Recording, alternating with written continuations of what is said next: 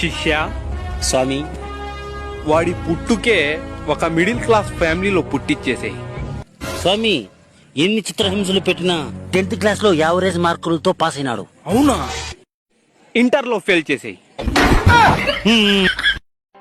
వీడు ఏం ఆశించినా అది దక్కకూడదు. ఈ లైన్ హెడ్డింగ్స్ లో రాయి.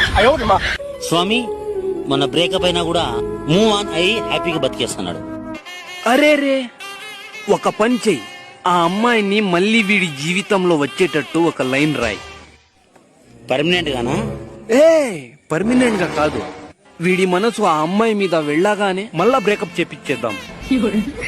వాడు అనుకున్న గోల్ కు రీచ్ అవ్వకపోయినా హ్యాపీగా బతికేస్తున్నాడు.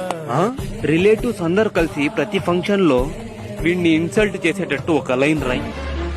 డిప్రెషన్ ఎక్కువ అయిపోయింది స్వామి వీని జీవితంలో, అందుకే సూసైడ్ చేసుకోవడానికి వెళ్ళిపోతున్నాడు.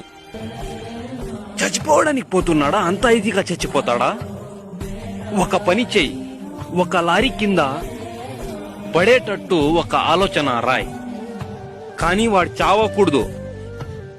కాళ్ళు చేతులు విరిగి జీవితాంతం నరకయాతన అనుభవించాలన్న